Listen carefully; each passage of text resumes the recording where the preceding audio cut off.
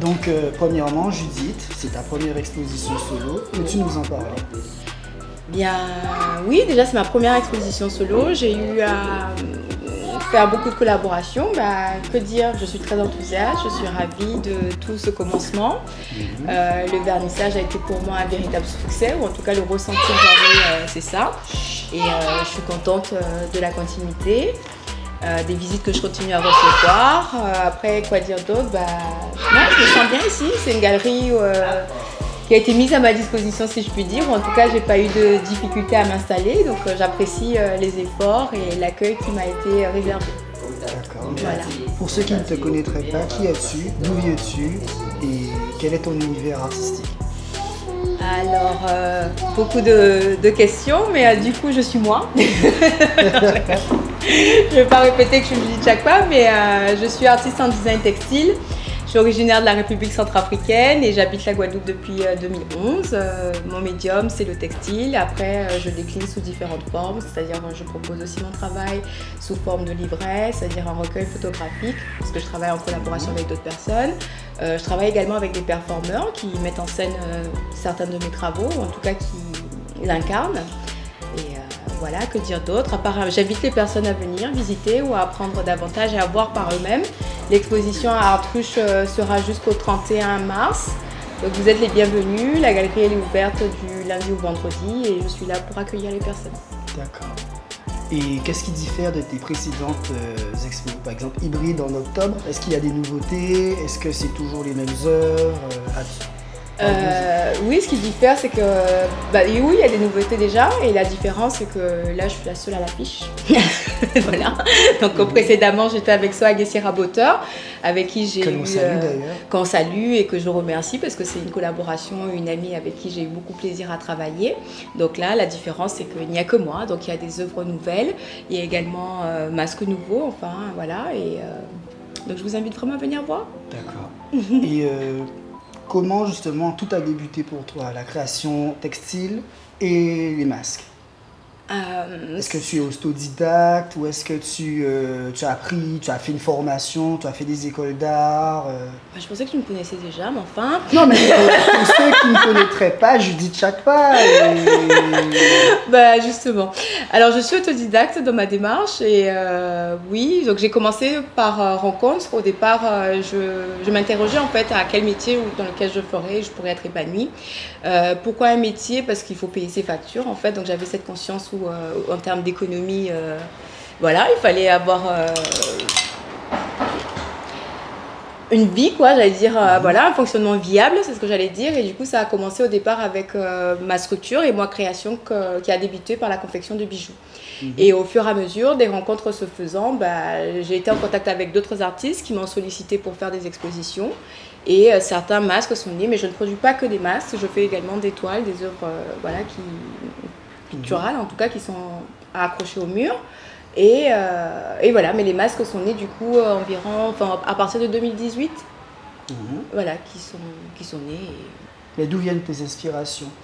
Alors, mes inspirations viennent de moi, de mon imaginaire. Je suis originaire de la République centrafricaine et je confie et je dis qu'en fait, je puise complètement toutes mes sources dans mon africanité, donc voilà, dans moi-même.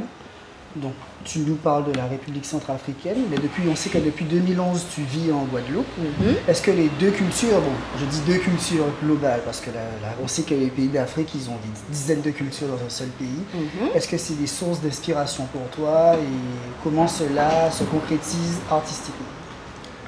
En fait, oui, je suis un peu attirée ou fascinée par les cultures. Après, s'agissant de moi étant moi-même, je m'intéresse beaucoup aux cultures noires, si je puis dire, ou afro-descendants ou encore diasporiques. Donc oui, je me suis naturellement sentie très bien en Guadeloupe et ça n'a pas été difficile pour moi, en tout cas, de m'imprégner de l'environnement, d'autant qu'ici, il y a aussi une sensibilité, par exemple, pour les traditions ou rites autour du masque.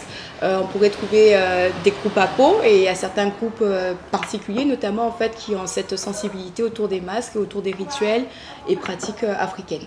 Donc, Vukum, Cléla, Akio, ou encore Vim, avec qui j'ai pu débuler. Voilà. D'ailleurs, c'est comme ça que je t'ai connu par rapport au masque Akan, si je ne dis pas de bêtises. Non, tu ne dis pas de bêtises, c'est bien ça. Qui a été repris, enfin, utilisé qui par a été adapté, pour débouler dans les rues un dimanche. C'est bien ça. Et c'est comme ça que j'ai eu l'engouement pour ta création. Merci beaucoup.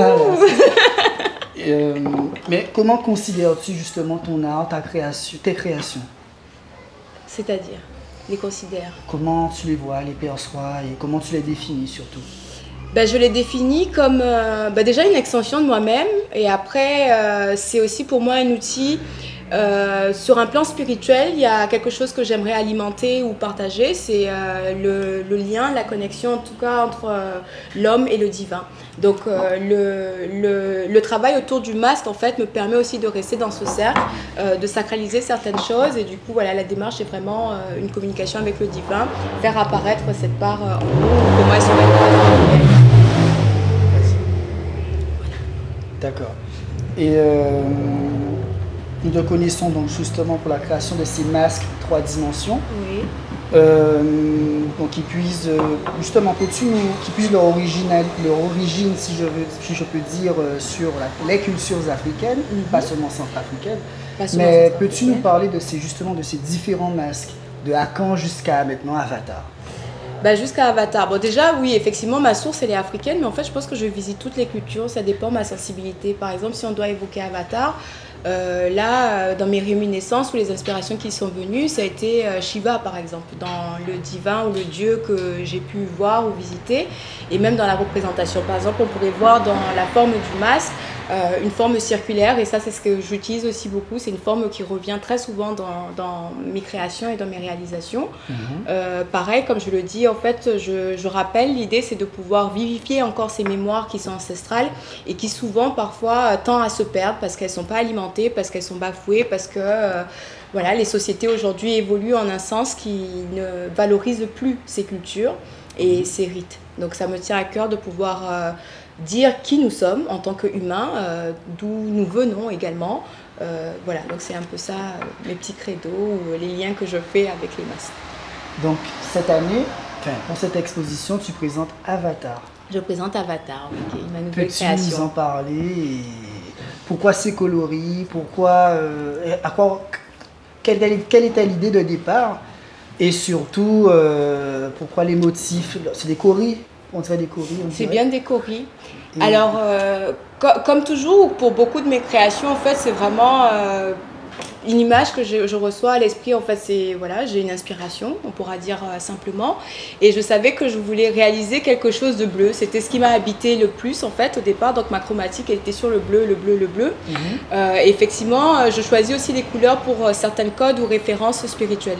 Après, je la ramène toujours à nous aussi, parce que l'humain est habité par ce qu'on pourrait dire le chakra, qui sont différentes portes en nous.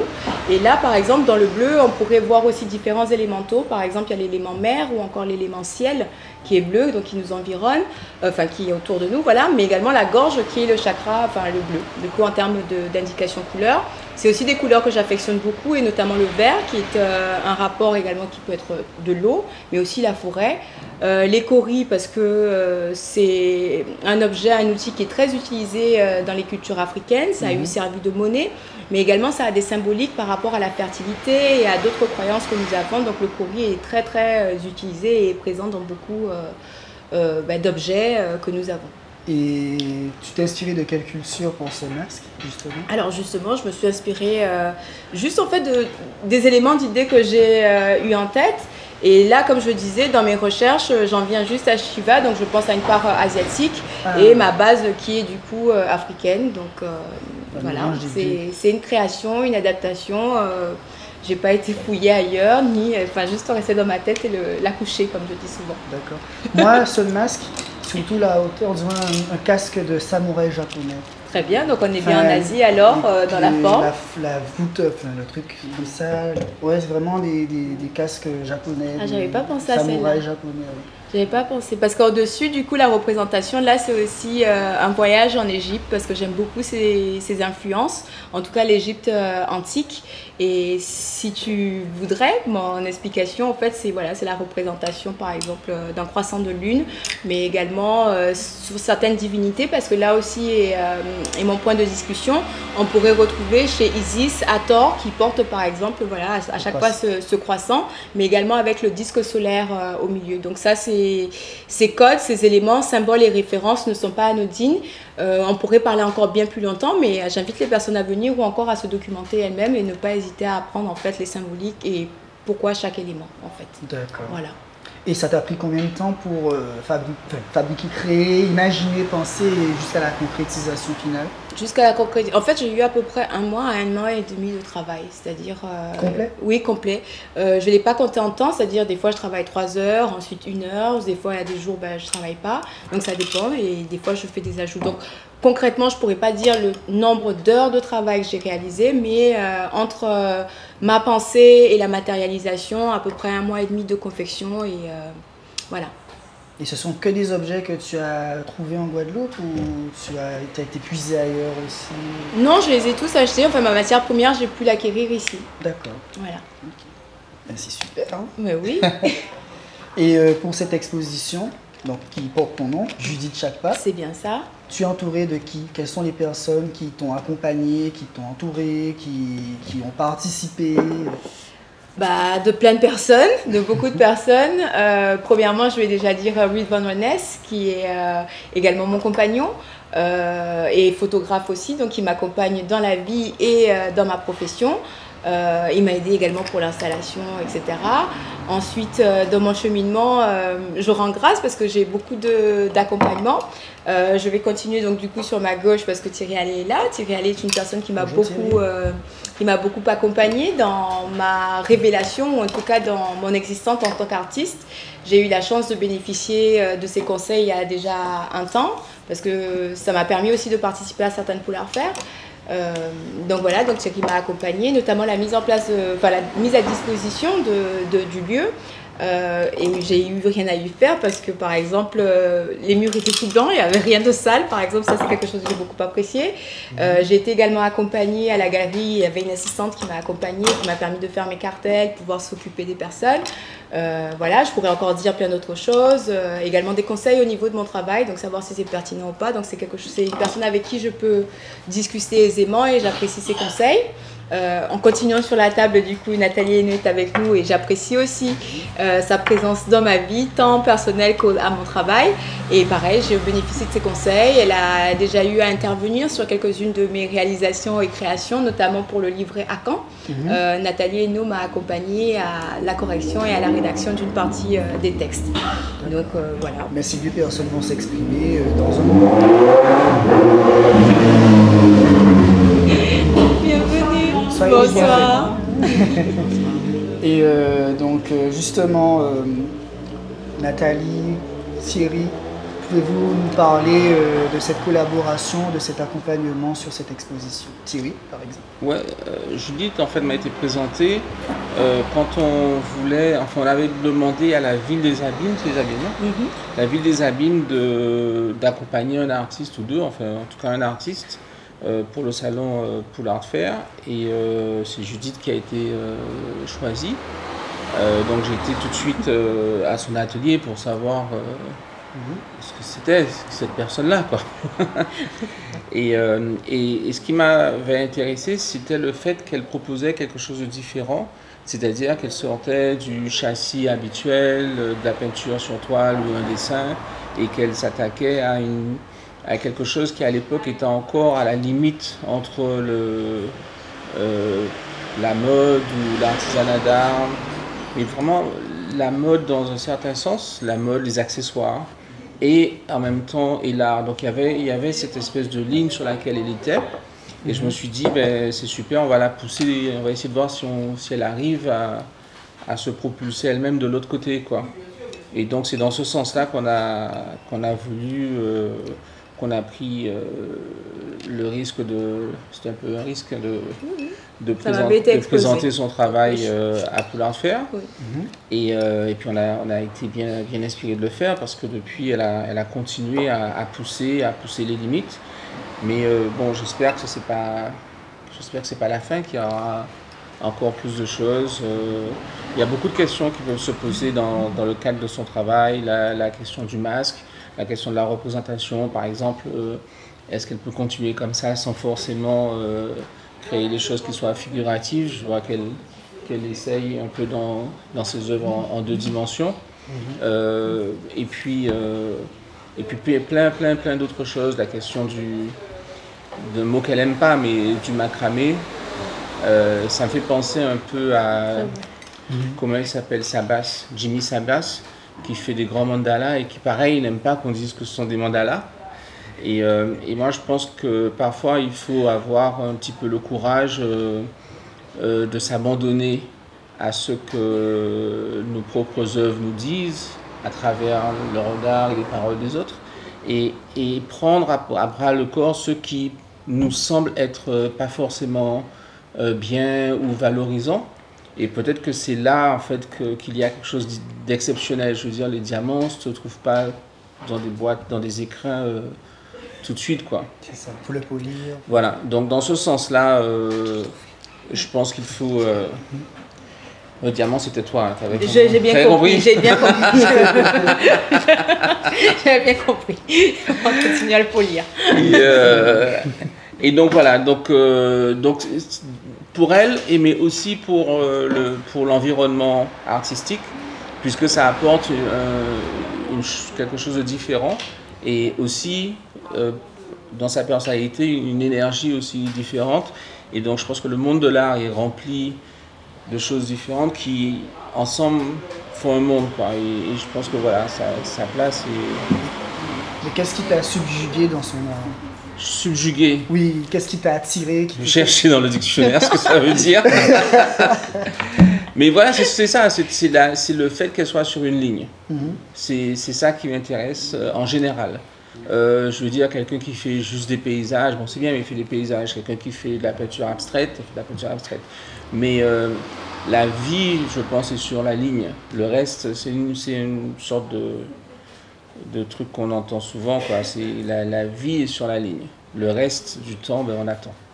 Et donc c'est cette ligne-là qui m'intéresse dans son travail. D'accord. Et on peut se dire dessus? Il n'y a pas de souci. Et toi, Nathalie, qu'est-ce qui t'a permis... Comment déjà as-tu rencontré Judith et comment avez-vous commencé toutes les deux? En rencontrant son travail sur quelqu'un d'autre. Voilà, au début, je l'ai connue plus avec moi création. Quand elle dit des bijoux, ne pensez pas aux bijoux classiques. Ce sont justement des bijoux constitués principalement de textiles, même s'il y a des matières entourées et tout ça. Et ça m'a interpellée parce que justement, moi je suis installée en Guadeloupe depuis longtemps, mais je suis une enfant de l'Afrique, je suis moi-même née là-bas, donc il y a des choses qui m'ont parlé sans même que je les rencontrée physiquement. Et quand on s'est rencontrés, ben, comme on dit aujourd'hui, ça a matché tout de suite. Et elle commençait déjà à faire un autre travail, donc s'engager dans les masques. C'est pour ça que j'ai utilisé l'autre jour, pour la remercier de l'accueil dans son exposition, j'ai mis l'expression de chaque pas. Parce que justement, s'exprimer, c'est faire beaucoup de choses. C'est dire, c'est montrer, dire aussi des fois des choses qu'on ne dirait pas forcément.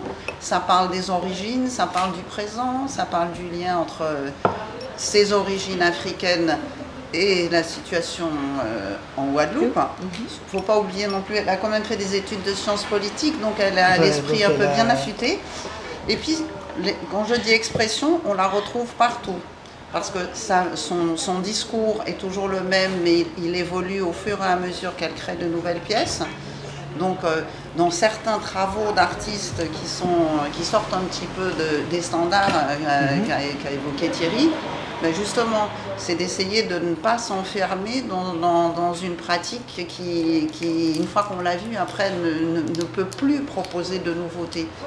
Ça me fait penser, je vais lui faire un compliment, mais si on voit le travail des artistes femmes, il y a son côté féministe aussi me parle beaucoup. Si on voit par exemple le travail d'Annette Messager, qui a aussi beaucoup travaillé avec le fil, les suspensions et des choses comme ça, eh bien, même quand on prend les œuvres individuellement, on a quand même l'impression que l'œuvre, en fait, elle ne s'arrête jamais, elle continue, elle est renouvelée, elle est enrichie, elle vieillit comme nous, elle prend des rides, des cheveux blancs, mais pour l'œuvre, elle prend de la densité. Puis elle est curieuse dans le bon sens du terme. Moi, je dis toujours à mes étudiants en prépa et design, alors je vais vous dire le contraire des parents, on vous a toujours dit que la curiosité est un vilain défaut, les artistes, ils se doivent d'être curieux. Si on n'est pas curieux, on se mord la queue, excusez l'expression. C'est vrai. Mais en tant que curatrice, comment justement vous accompagnez, enfin tu accompagnes les artistes et le travail de Judith par exemple? Tout dépend, voilà, donc avec Judith c'est plutôt des conseils puisqu'on n'a pas encore fait d'exposition ensemble dont je suis la curatrice ou le commissaire d'expo. Aucun des deux noms ne me plaît, mais c'est ce qui est sur le marché. Oui, c'est ça. Mais en tant que critique d'art aussi, c'est de mettre en relation, c'est là où c'est intéressant aussi, au-delà du fait de proposer l'expo, c'est de mettre son travail en relation avec d'autres travaux et pas forcément justement du travail dans le même domaine.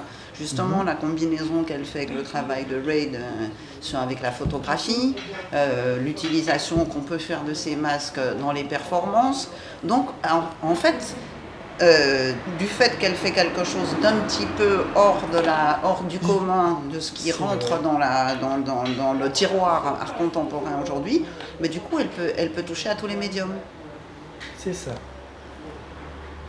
J'ai pas fini mon expansion. D'accord. Donc Thierry, toi tu l'accompagnes dans la salle.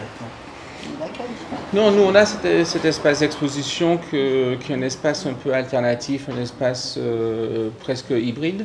Et donc en fonction des projets qui nous sont proposés, on regarde si on peut accompagner l'artiste ou si ça a un sens par rapport à tout ce qui se passe de recevoir l'exposition. Donc oui, avec plaisir. Il n'y a pas de... La question ne se posait pas tellement pour moi. Et puis c'est une autre, pour revenir à la suite de l'expression Tchakpa, c'est que c'est une expression populaire. Et c'est un moment où un artiste qui crée normalement seul, un individu, partage sa création avec tout le monde. Donc ça devient une œuvre collective et c'est ça fait œuvre pour tout le monde. J'apprécie. En fait, et là même, j'allais dire récemment, pour le vernissage, j'ai eu à rencontrer des personnes, des adhérents du groupe VIM par exemple, et elles me rappelaient leur enthousiasme. Certaines m'expliquaient combien en fait le masque est exposé en fait comme réellement une œuvre, une entité là. Et je me disais mais il faut alimenter l'esprit, tu vois. Mais j'ai beaucoup apprécié de voir. Voilà, qu'elle se distingue de tous les autres œuvres par exemple qu'ils ont pu créer avec d'autres thématiques. Voilà. Tu considères tes masques plus que comme des masques en fait. Pour toi, ce sont des divinités, des esprits. C'est des entités totales, oui, complètes. Mais après, il peut s'exprimer sous des aspects masculins comme féminins ou encore pourrait s'embrasser. Par exemple, dans la discussion que j'ai eue avec Jordi et Alexis Zodidac, qui est le performeur qui performe pour le masque Moursi. Lui, par exemple, quand on s'est rencontrés, je lui présente par exemple Avatar et je lui dis mais qu'est-ce que t'en penses? Et alors Avatar, qu'est-ce qui te... Il stimule en toi, il me dit mais celui-là on dirait qu'il est autant masculin que féminin.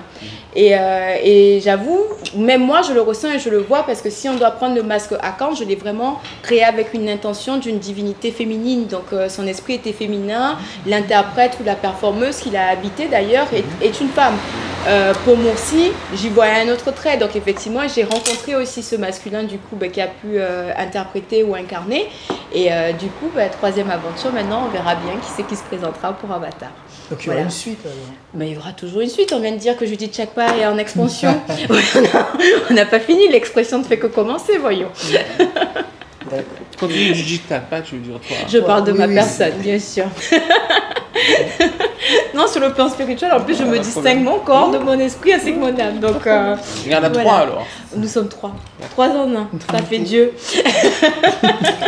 On sait que cette année, tu as donné naissance à un nouveau-né. C'était l'an dernier, en fin d'année dernière. Fin d'année. Est-ce que ça t'a inspiré, influencé dans ton travail?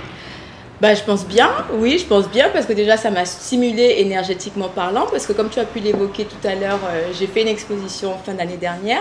Je suis tombée enceinte, du coup je l'ai appris bien plus tard, mais du coup fin janvier j'étais enceinte, j'ai fait une exposition, je suis allée jusqu'au bout, j'ai accouché à 3 jours du finissage de l'exposition, donc ça veut dire que j'ai pu travailler, produire tout au long, suivre l'exposition, en tout cas la mener. Et voilà, et je pense que oui, la présence ou la venue de ma fille a motivé ou a stimulé beaucoup de choses aussi en moi, parce que notamment dans une part de mes créations, j'ai aussi travaillé ou revisité d'une façon maternelle, j'allais dire, les origines. Et en l'occurrence, par exemple, cette part, cet extrait de travaux, de travail, d'œuvre, sera visible à l'Art Sans Mêle bientôt. Donc voilà, et là je questionne la question de la lignée. Par exemple, moi je suis issue d'une famille où il y a énormément de femmes qui se sont intéressées à certains métiers, donc par exemple la couture, et combien de fois ne l'ont pas pratiqué, mais ont eu à le faire par passion. Donc c'est comme ça aussi que me vient mon goût du textile et me vient aussi mon savoir-faire sur la couture. Mais je n'ai pas eu de formation ou d'école sur mes pratiques, par exemple. C'est ancestral. Voilà, c'était plus... La machine à coudre, c'est ce qu'on entend des fois plus que la radio dans les maisons en Afrique. Oui, ah oui. Les messieurs écoutent la radio et le foot, et les dames... oui, c'est la machine. Exact. Avec la pas trop loin de pédale. la cuisine, comme ça on peut aller surveiller le canari. Les Singères. Oui, c'est les Singères. C'est exactement ce que j'allais dire, parce que même ma première machine d'acquisition, j'ai grandi, toutes les femmes de ma famille avaient des Singères, et ma première machine, bien que j'ai vu d'autres marques... Singères, vous pouvez non, il me fallait juste... oui, vous pouvez. Je cherche une machine professionnelle et même une brodeuse, donc allons-y, le message est lancé. Mais ce qui est marrant, c'est Mais que Singères, j'affectionne beaucoup, mais parce que ça vient Singères, de... en fait, je me suis rendu compte il y a que 2 ans, qu'en anglais, c'est singer. Singer, exactement. Parce que ça chante. Ça chante et ça fait une c'est ce que musique, je te ça Et fait nous, un on dit battement. Singère depuis longtemps et on ne se rend pas compte. Et ça fait 2 ans que je me suis dit, après l'avoir utilisé pendant des dizaines d'années, que j'ai compris pourquoi on l'a appelé comme ça. C'est pour ça que je parlais de la C'est parce musique. qu'elle chante. Les Non, hommes- parce qu'elle les hommes chante, avec elle la a... radio, Ah, moi j'entends le bruit de ma machine. Et pour anecdote, en fait, lorsque du coup dans mes remises en question et même professionnelles, j'ai choisi le métier de l'artisanat ou la confection, ma mère me confiait que lorsque... Enfin, c'est une pratique que mes parents ont eu fait entre eux, mais en tout cas, elle a reçu un cadeau de mon père, et ce cadeau pour ma naissance, c'était une machine à coudre. Et jusqu'à aujourd'hui, elle a la machine à coudre. Donc, oui. Et quand je suis repartie, parce que ma pratique s'est développée ici, ou en tout cas, elle a commencé ici, quand j'ai eu à rentrer à Perpignan et voir ma famille, elle m'a offert une paire de ciseaux. Donc, c'est une paire de ciseaux avec laquelle je continue de couper, et j'attends le jour où je serai prête à récupérer cette machine que mon père a aimablement offert à ma mère. Et tu Donc, pourras oui. en faire une à ta fille. Ah oui, Ça. oui, Tu je vas pourrais en transmettre à faire. ta fille. Je pense naturellement. Naturellement. Je pense que la question ne se pose même pas, parce qu'elle me voit travailler et j'ai travaillé avec elle pendant qu'elle était en moi. Donc du coup, je pense que oui, ça sera un savoir qui lui est inné. Après, à elle de faire ses choix, parce qu'on choisit pas. Je vais pas choisir pour elle, mais je vais faire au mieux pour l'accompagner. Et si elle choisit de faire ce métier, j'en serai très honorée. Voilà. Et je vais dire l'expression que j'ai eue dans un échange avec Anaïs Verspan. Donc, je serai honorée d'avoir transmis ce matrimoine et non patrimoine. Tu entends? Mis à part cette exposition solo, Oui. est-ce que tu as une autre actualité ou... Actualité, alors hier, j'ai eu la chance de présenter mon livret à Caen, à The Factory, qui se trouve à la rue Achille René Boisneuf. Donc là, je vous invite aussi à aller à découvrir d'autres œuvres. Et également, je rejoindrai le collectif, ou en tout cas le groupe d'artistes qui participera au festival Cris de Femmes. Donc on pourra retrouver mes travaux, comme je le disais, à l'Art Sans Mêle à partir du 27 mars jusqu'au 31. Voilà.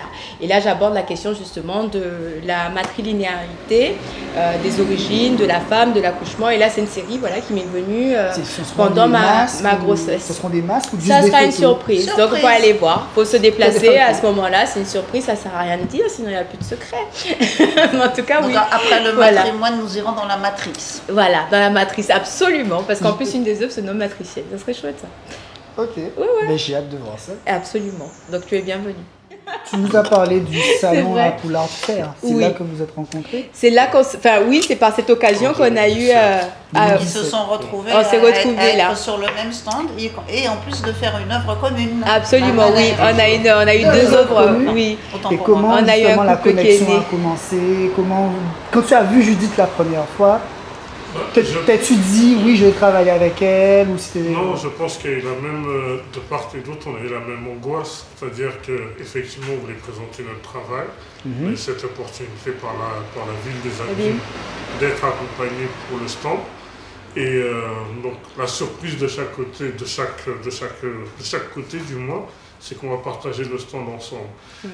Et l'intention, en tout cas, de créer une œuvre commune est venue lorsqu'on a fait connaissance pleinement, de se dire que autant aller jusqu'au bout des choses, ne pas être dans une démarche où chacun est de son côté, mais de montrer ces deux univers joints, comment à un moment donné on arrive à les marier ensemble, à les unir ensemble, avec chacun nos spécificités, notre regard sur le monde. Et ça s'est fait, oui, quasiment tout naturellement. Ouais. C'était l'un posait une idée, l'autre la complétait et la chose a Un pris. travail collaboratif. Oui, pleinement. Oui. Mais juste pour revenir à la question avant qu'on coupe, Il n'y a pas de souci. selon toi, qu'est-ce qui fait la différence entre la création, la créativité de Judith et les créations qui ont lieu, qui ont cours en Guadeloupe, dans le milieu artistique local? La première des choses, c'est qu'effectivement, Judith fait des bijoux comme beaucoup de personnes, mais sa spécialité, sa spécificité, c'est qu'elle appelle ça des bijoux de corps. Donc elle est déjà dans un domaine qui est à part. Et elle développe ça de manière très, j'ai envie de dire presque très intuitive, qui fait que on a le sentiment, à chaque fois que l'on voit un masque, qu'on est dans une nouvelle découverte ou une connaissance d'un élément que l'on connaît déjà. Et j'ai presque envie de dire que ça parle de 7 à 77 ans, ça peut parler pleinement à nos grands-mères, de par la matière qu'elle utilise, le tissu, la matière dont elle le tresse, qu'elle le met en forme. Donc du coup, il y a forcément des références, des souvenirs, des rappels qui font que on est très vite happé par son travail. On est dans une forme d'interrogation de se dire que effectivement ce masque est contemporain d'aujourd'hui, mais il a un élan en quelque sorte sur le passé, puisqu'il rappelle certains souvenirs qui peuvent être historiques, qui peuvent être même des choses presque, j'ai envie de dire, insignifiantes qu'on ne maîtrise pas, mais qu'on a l'impression d'avoir déjà vues. Et de par sa présentation, on a un sentiment aussi d'une projection sur comment pourrait être le futur en termes de présentation, en termes de symbolisation du visage, du corps. Donc on est toujours dans un approche à la fois de déjà vu, mais de découverte. Et quand bien on revoit le masque mis en situation sous différentes formes, ben on reste devant quelque chose de nouveau en fait. On redécouvre. On est dans une approche qui interroge, qui surprend aussi énormément. Parce que le tissu, c'est un... Enfin, le tissu, entre guillemets, c'est une matière simple au premier abord, mais la manière dont elle le sublime fait qu'on est toujours dans cette phase d'interrogation de pourquoi, du comment en fait. D'accord. C'est très juste. Moi j'apprécie. Je pense que le propos est vrai. C'est très bien. C'est tout à fait ça. Non, je dis que c'est vrai, pourquoi? Parce qu'en fait, effectivement, le tissu pourrait paraître très simple ou ne pas parler à certaines personnes, mais le rapport ou la sensibilité que j'ai avec le tissu, je le vois vraiment comme un humain. Par exemple, oui, cette toile étendue là, j'y vois le corps, j'y vois les pores, le coton ça respire, donc il y a tout un message. Et après, l'autre chose aussi, c'est que par exemple, on peut imprimer, donc donner différents symboles, et ça c'est aussi très pratiqué dans la culture africaine et spécifiquement dans les cultures Akan par exemple, où il y a tout un langage qui est fait à partir des pailles, des tissus et des symboles Adrinka par exemple. Les fils, je peux les voir comme des vaisseaux sanguins, enfin voilà, donc j'ai des transpositions, pour moi c'est une vie quoi, c'est un humain. Et puis en plus lorsque le vêtement il est porté et que par exemple je travaille sur une matière qui est recyclée, il y a encore une mémoire et une vie qui s'attache à cette matière que je dois transporter, transmettre. Donc oui, ce sont des choses... donc ce qu'il dit en fait me touche énormément et c'est pourquoi je dis que c'est très vrai. Et je comprends lorsqu'il dit aussi que ça peut autant parler à des personnes d'un âge beaucoup plus avancé qu'à un âge qui soit très jeune. Oui, je suis d'accord avec son dire. Penses-tu un jour exposer hors des frontières de la Guadeloupe? Bah, je me le souhaite quand même. Ouais, attends, je peux pas travailler pour rien. On y travaille. On y travaille, ça va venir. Donc oui, j'exposerai bien à l'international. Et j'espère bien sur mon continent, naturellement. L'Afrique est un espace où j'aimerais m'essayer parce que mon art s'est révélé ailleurs. Donc pour mon challenge personnel, en tout cas, j'ai une envie, un goût, d'aller partager ou de m'imprégner aussi là-bas et de les mettre en scène, pourquoi pas là-bas. Après d'autres espaces aussi, je pense aux Amériques et à d'autres endroits. Donc oui, l'international viendra. Nous travaillons pour ça. Merci beaucoup, Judith. Avec grand Bien, plaisir. merci.